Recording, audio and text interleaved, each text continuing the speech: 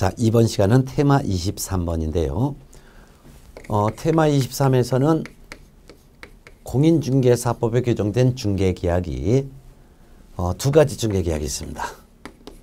하나는 일반 중개계약이고 또 하나는 전속 중개계약이 있는데요. 두 가지 중개계약에 대한 개념과 차이점을 정리를 하셔야 돼요.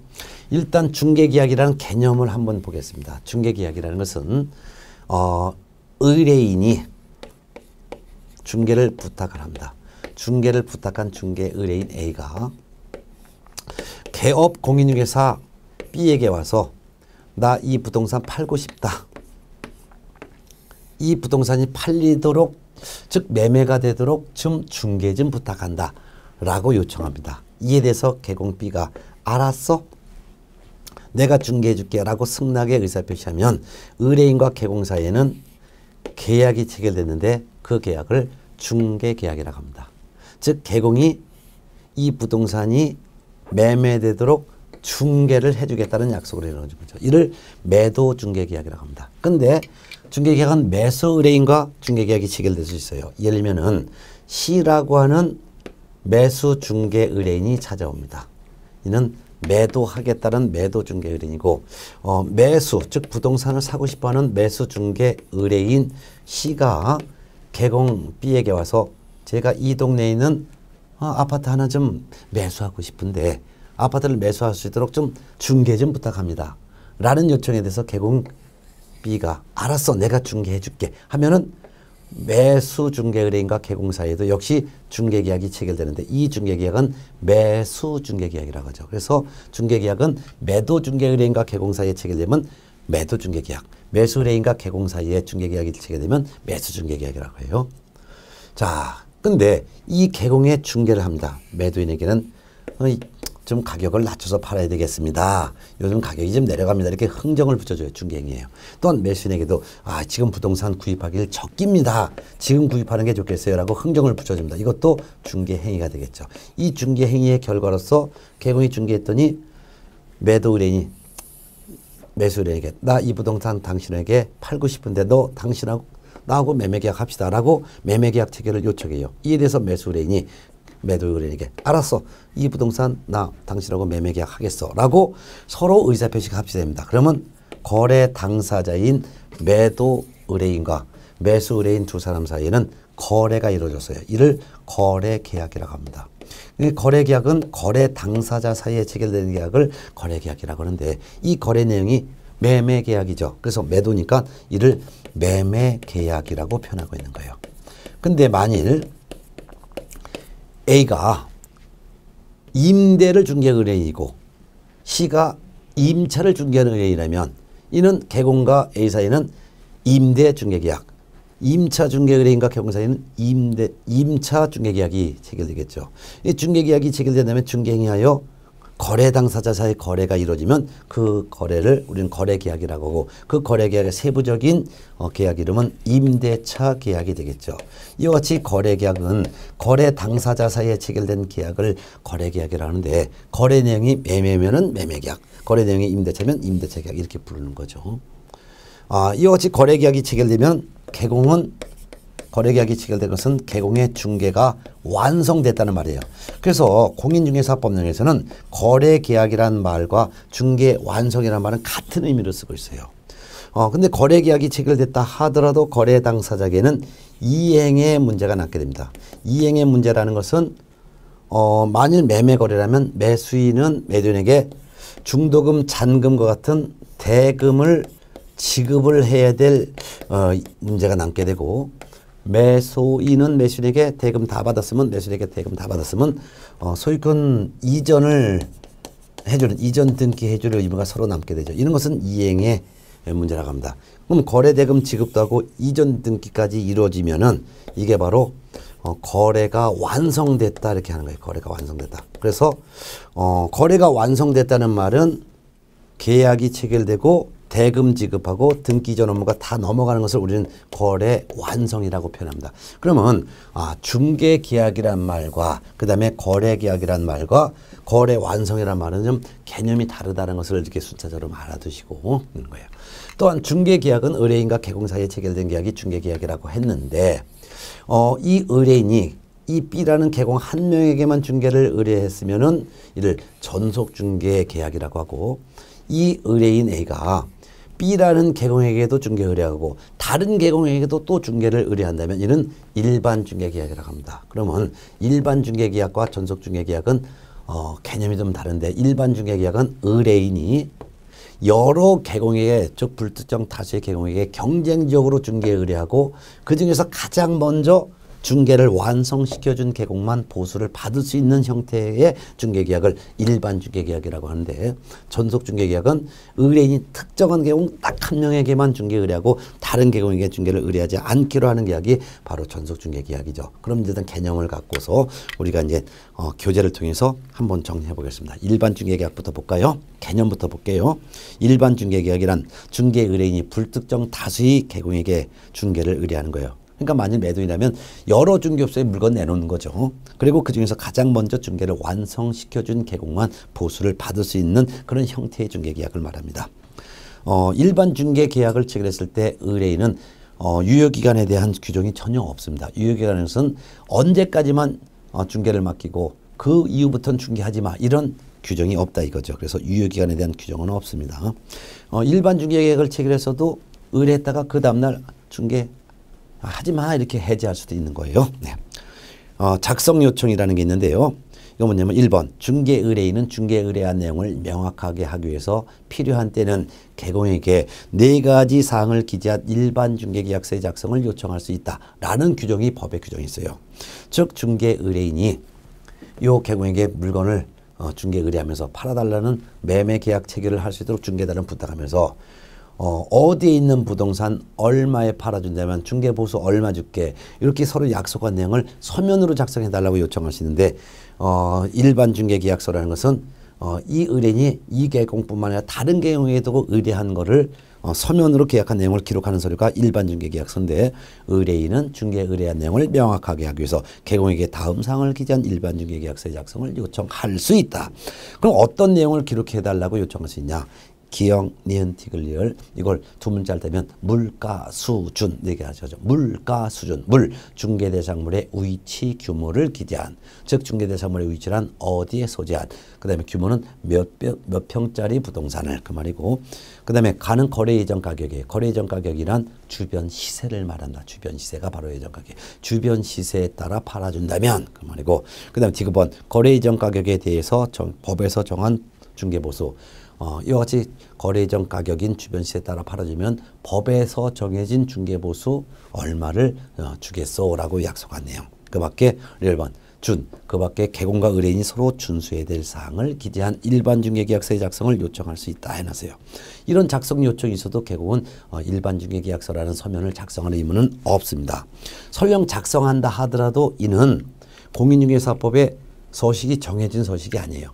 법에 정해진 서식을 법정서식 또는 표준서식 또는 별지서식이라고도 하는데 법정서식, 표준서식이 아니라는 거예요.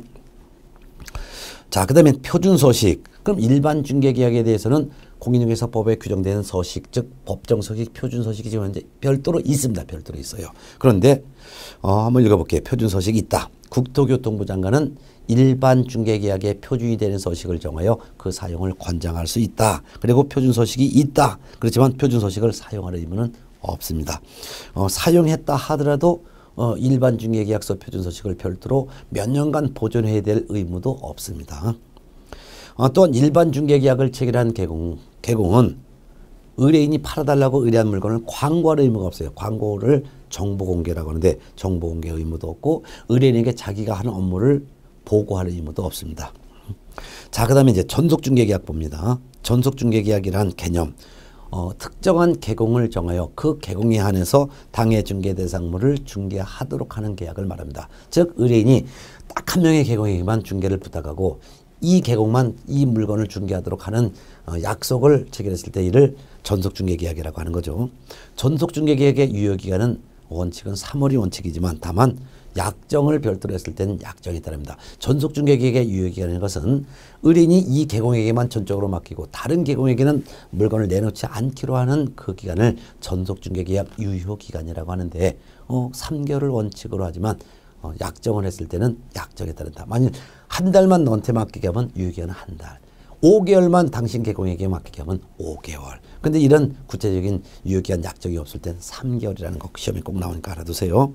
그럼 전속중개계약을 체결한 계공은 전속중개계약서가 지금 표준서식, 법정서식이 있는데 이를 사용해서 의뢰인에게 교부해야 돼요. 그래서 전속중개계약서에는 의뢰인과 계공이 약속한 내용을 기록해 가지고 줘야 되는데 전속중개계약서는 표준서식 즉 법정서식이 있다. 그리고 표준서식인 이 전속중개계약서를 사용하여 전속중개계약을 체결하고 두 부를 작성하죠. 전속중개계약의 당사자가 의뢰인과 계공이니까. 그리고 의뢰인에게 한 부 주고 계공은 전속중개계약서를 원본을 3년간 보존을 해야 될 의무도 있죠. 중개계약의 당사자가 의뢰인과 계공이니까 계공도 원본을 갖는 거고 3년간 보존해야 될 의무가 있습니다. 이를 위반했다. 그 말은 전속중개계약을 구두로만 체결했지 전속중개계약서를 사용하여 교부하지 않았거나 또는 교부했다 하더라도 3년간 보존하지 않았다면 업무정지 처분이라는 영업정지를 계공에 대해서 등록과정이 할 수 있습니다. 또한 원칙적으로 전속중개계약을 체결한 계공은 한 명의 계공에게만 의뢰했잖아요. 그러니까 빨리 팔리도록 광고를 해야 될 의무가 계공에게 있어요. 광고를 정보공개라고 합니다. 그렇지만 다만 의뢰인이 몰래 팔고 싶어요. 광고하게 되면 주변에 있는 친척 친구들이 돈 끌어올 것 같으니까 정보를 공개하지 말아주세요. 즉 광고하지 말아주세요라고 요청했을 때 이때는 공개하면 안 되는 거죠. 그런데 전속중개계약을 체결한 계공이 의뢰인이 비공개 즉 광고하지 말아달라는 요청이 없다면 광고 즉 공개해야 되는데 공개하지 않았거나 반대로 의뢰인이 비공개를 요청했어요. 근데도 불구하고 공개했다면 이때는 등록관청이 등록을 취소할 수 있습니다. 즉 등록 취소 또는 업무정지 처분 중에 하나의 행정처분을 할 수가 있죠. 한 장 넘어가면은요. 3번 표준서식에 규정되어 있는 일반중개계약서, 전속중개계약서를 비교를 해보겠습니다. 즉 공인중개사법에 법에 규정된 일반중개계약서 서식도 있고 전속중개계약서 서식도 있는데 둘 다 앞쪽 뒤쪽으로 구성이 되어 있어요. 앞쪽에 기재하는 내용은 일반중개계약서와 전속중개계약서가 똑같은 내용도 있고 다른 내용도 있어요. 근데 뒤쪽에 기재하는 것은 일반중개계약서에 기재하는 내용이나 전속중개계약서에 기재하는 내용이나 똑같습니다. 그러면 앞쪽부터 볼게요.